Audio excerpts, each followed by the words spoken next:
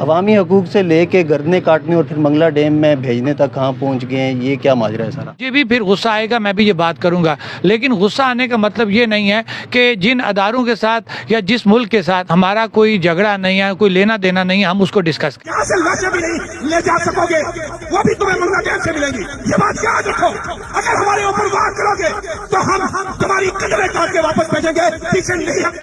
انہوں نے غلط بات کی ہے، اور جب غلط بات کی، جب ان کو احساس ہوا، انہوں نے فوری طور پہ معافی بھی مانگی، اس پہ اپنا الفاظ واپس لے لی۔ آپ لوگ مذمت کر رہے ہیں ان کی گرفتاری کی، جب قانون حرکت میں آیا ہے اس پہ ہوگا قانونی پروسیجر؟ اس کی وجہ ہے کہ آپ مظہر سعید صاحب، آپ وزیر اطلاعات بیٹھے ہیں، آپ بتائیں کہ آپ نے شہداء کو کہاں سے ڈسکس کر، میں آن کر رہا ہوں انہوں نے کیا، لیکن شہداء کا تو ذکر ہی نہیں ہوا اس کے اندر۔ دشمن فورس جو ہے وہ بنائی جا رہی ہے، تو کیا آپ کو اعتراض کیا ہے اس پہ؟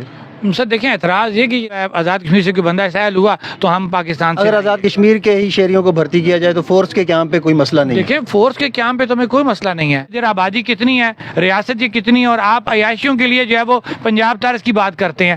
لوگوں نے ہمیں اس چارٹر آف ڈیمانڈ پہ اعتماد دیا، لوگوں نے ہمیں سیاست کرنے کے لیے اعتماد نہیں دیا، بارہا ہم یہ بات کہہ چکے۔ تو جہاں پہ انہوں نے یہ بات کی، ہم یہ کہتے ہیں کہ ہم اس بیانیے کی ہم سپورٹ نہیں کرتے۔ السلام علیکم ناظرین، حالیہ دنوں میں آزاد کشمیر میں رینجرز کے قیام کو لے کر، اس کے ساتھ ساتھ دیگر جو عوامی ایکشن کمیٹی کے مطالبات ہیں ان کو لے کر مختلف جو چیزیں ہیں وہ سامنے آئی۔ ان میں سب سے جو اہم چیز تھی وہ عوامی ایکشن کمیٹی کے ایک ممبر ہیں، کور ممبر ہیں راجہ غلام مجتبیٰ، ان کی جانب سے ایک کافی سخت بیان آیا فوج پاکستان کے خلاف کہ اگر ان کے جو مطالبات ہیں وہ نہ مانے گی اور عوام کو جو ہے وہ ٹارچر کیا گیا تو اس کے بدلے میں خاموش نہیں رہا جائے گا۔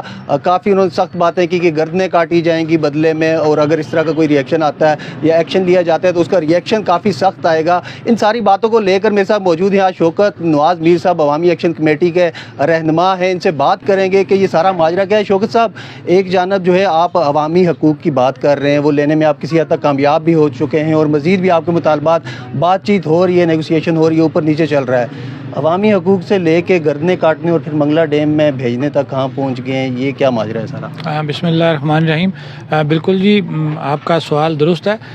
یہ کسی کی ذاتی رائے تو ہو سکتی ہے، تھوڑا سا آپ یہ ذہن میں رکھیں کہ جموں کشمیر جوائنٹ عوامی ایکشن کمیٹی نے جب بھی اپنا کوئی اعلامیہ جاری کیا وہ پورے میڈیا کے سامنے سنایا گیا، اور ہمارے آلریڈی آفیشیل پیجز موجود ہیں جن کے اوپر ہمارا جو ہے ایک اعلامیہ جاری ہوتا ہے۔ یہ بات بھی بالکل درست ہے کہ راجہ غلام مجتبیٰ صاحب جموں کشمیر جوائنٹ عوامی ایکشن کمیٹی کے ایک ایکٹیو ممبر ہیں۔ جو انہوں نے بات کی اس کے بیک گراؤنڈ میں اگر جایا جائے تو میں بھی جذباتی ہوں۔ میرے ساتھ بھی جب بار بار چیٹنگ کی جائے گی، میرے ساتھ بےایمانی جب کی جائے گی، اور وہ بےایمانی اس ریاست کے حکمرانوں نے کی، اس ریاست کے اداروں نے ہمارے ساتھ کی ہے، تو مجھے بھی پھر غصہ آئے گا، میں بھی یہ بات کروں گا، لیکن غصہ آنے کا مطلب یہ نہیں ہے کہ جن اداروں کے ساتھ یا جس ملک کے ساتھ ہمارا کوئی جھگڑا نہیں ہے، کوئی لینا دینا نہیں ہے، ہم اس کو ڈسکس کریں۔ تو جہاں پہ انہوں نے یہ بات کی، ہم یہ کہتے ہیں کہ ہم اس بیانیے کی ہم سپورٹ نہیں کرتے۔ انہوں نے غلط بات کی ہے، اور جب غلط بات کی، جب ان کو احساس ہوا، انہوں نے فوری طور پہ معافی بھی مانگی، اس پہ اپنا الفاظ واپس لے لی۔ اور جو خاص طور پہ میں بات کروں گا کہ شرم آنی چاہیے ہمارے ان منسٹر صاحبان کو کہ آپ مظہر سعید صاحب، آپ وزیر اطلاعات بیٹھے ہیں، آپ بتائیں کہ آپ نے شہداء کو کہاں سے ڈسکس کر لیا۔ اس شخص نے تو ٹھیک ہے جہاں باقی بات کی ہے، میں آن کر رہا ہوں انہوں نے کیا، لیکن شہداء کا تو ذکر ہی نہیں ہوا اس کے اندر۔ میں چیلنج کر کے کہتا ہوں کہ بتائیں کس جگہ شہداء کی بات ہوئی ہے۔ پھر انہوں نے اس کی تردید بھی کر دی کہ وہ خود کہہ رہے ہیں کہ میری فیملی کے اندر شہداء موجود ہیں جنہوں نے کشمیر کی آزادی کے لیے قربانیاں دیں، اور ہم بالکل قائم ہیں اور ہم اپنے شہداء کی عزت کرتے ہیں۔ پھر ساتھ انہوں نے جو ابھی ریسنٹلی 33 نوٹ میں وہ جو واقعہ ہوا، اپنے اس بھائی کے اوپر انہوں نے جو ہے وہ بات کی ہے کہ ہم تمام شہداء کے ساتھ ہیں، اور ہمیں عید کے دن اگر ہمارے اس گھر میں ایک پاکستان کے بھائی کا ذکر کیا، ایک آزاد کشمیر کے ہمارے بھائی کا ذکر کیا کہ ان کے گھروں میں خوشیوں کی جگہ ماتم آ گیا، تو اس کا کیا مطلب ہے؟ اس پہ آپ آن بھی کر رہے ہیں، آپ بھی ہمدردی رکھتے ہیں، چونکہ آپ نے کہا کہ ہمارا اگر کسی کے ساتھ کوئی لینا دینا نہیں ہے اس طرح سے، یا مخالفت نہیں ہے، یا ہمارا ایک رشتہ ہے آپس میں، تو دوسری جانب آج آپ کے جو آفیشیل پیج جس کا آپ نے ذکر بھی کیا کہ ہماری آفیشیلز آتی ہیں چیزیں، تو آپ لوگ مذمت کر رہے ہیں ان کی گرفتاری کی، جب قانون حرکت میں آیا ہے اس پہ ہوگا قانونی پروسیجر؟ اس کی وجہ ہے کہ جب آپ نے ایک بندے نے غلط کام کیا، ہم نے نہیں سپورٹ کیا، اس نے اپنے غلط کام کے اوپر FIR ہو گئی، اب غلط کام کی بندے نے معذرت بھی کر لی، پھر آپ یہ بتائیں کہ کون سا وہ انڈین دہشت گرد تھا، کون سی اتنا بڑا مسئلہ بن گیا کہ آپ نے اس علاقہ دیرکوٹ کو پورا آپ نے فورسز سے بھر لیا۔ یہ وہ مذمت کا اس کے گھر کے اندر آپ نے بار بار اٹیک کیے, کیمراز آپ نے وہاں لگا لیے.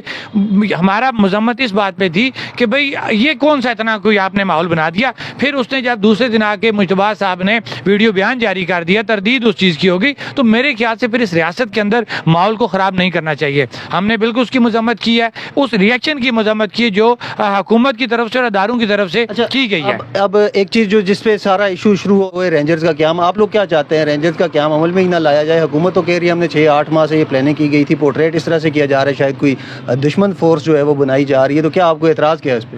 سر دیکھیں, اعتراض یہ کہ یہ ریاست ہے, ریاست کے اندر ہر طرح کے لوگ موجود ہیں, پڑھے لکھے لوگ موجود ہیں. یہ تو میں نہیں سمجھتا کہ کوئی ان کو رینجرز کے لیے جو ایک نئی فورس ہے جو جس کو کہہ رہے ہیں بنانے کے لیے, آزاد کشمیر کے اندر ایسے کوئی اہل لوگ نہیں ہیں کہ جو اس قابلیت پہ پورے اترتے ہوں. تو پہلی بدنیتی ان کی یہ ہے کہ انہوں نے کیوں ایسا اشتہار جاری کیا جس کے اندر انہوں نے لکھا کہ جناب ہم اتنے % جو ہے جی غیر ریاستی لوگوں کو بھی جو ریٹائرڈ ہوں گے فوجی, ہم ان کو بھی جو ہے وہ فورسز کے ہم ان کو اس میں لے سکتے ہیں. اور ساتھ لکھا جی مطلب ٹیکنیکل بات کیا لکھتے ہیں کہ جی ترجیح جو ہے وہ لوکل لوگوں کو دی جائے گی. اب اس پہ ایک بنیاد اور بھی بنائی جاتی ہے نا کہ ہم بھی آپ کو کوٹا دیتے ہیں پاکستان میں اگر بنائے جاتے ہیں, کشمیریوں کا کوٹا, مہاجرین کا الگ ہوتا ہے, یہاں کے آزاد کشمیر کے شہریوں کا الگ ہوتا ہے, فورسز میں بھی جاتے ہیں, تو اس کو کس طرح جسٹیفائی کریں؟ دیکھیں کوٹا ایک الگ چیز ہے, کوٹا تو ایک الگ چیز ہے.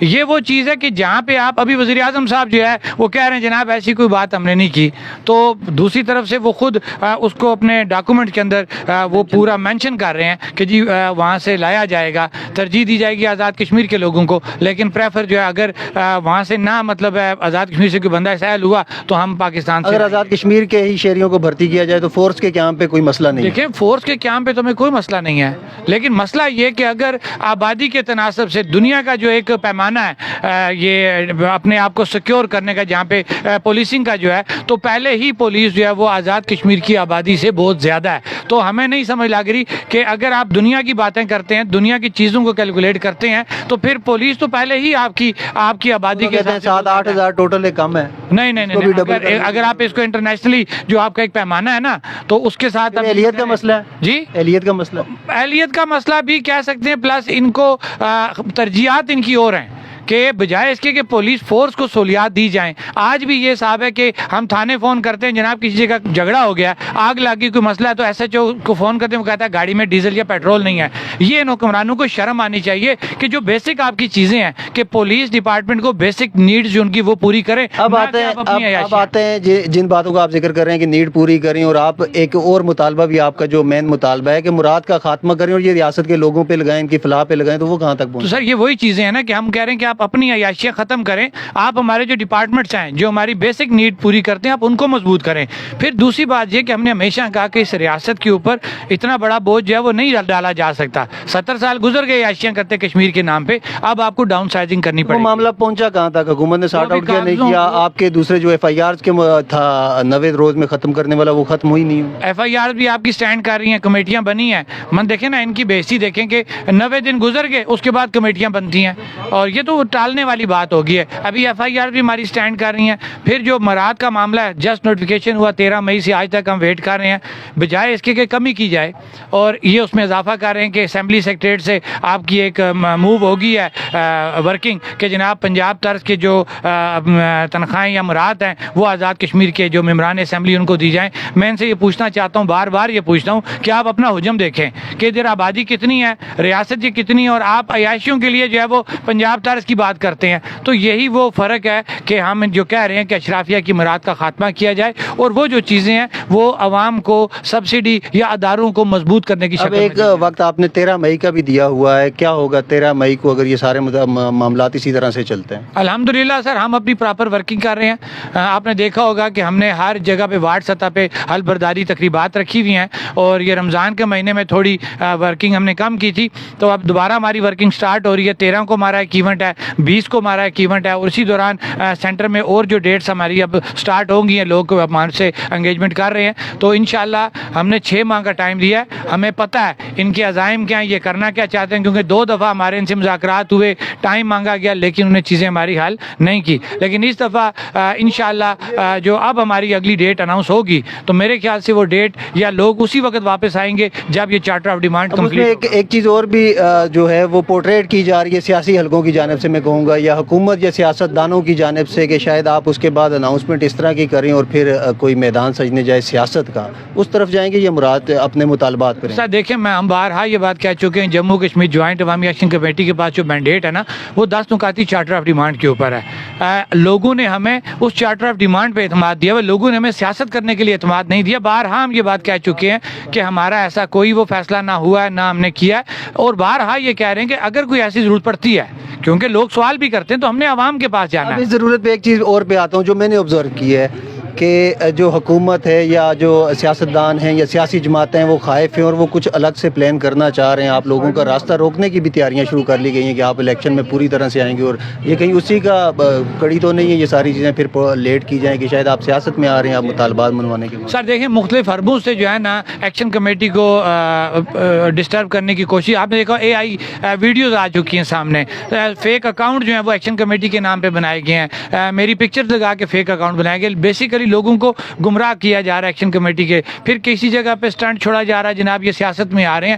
یہ وہ حربے ہیں جو یہ کافی عرصے سے لگے ہوئے ہیں، لیکن ہمیں اللہ کی ذات پہ پورا یقین اور ایمان ہے ہمارا اس بات پہ کہ جب تک جموں کشمیر جوائنٹ عوامی ایکشن کمیٹی عوام کے بنیادی رائٹس کی بات کرتی رہے گی، عوام ساتھ ہے، جڑی رہے گی، اور ایک کال کے اوپر عوام باہر نکلے گی۔ یہ ان کی خام خیالی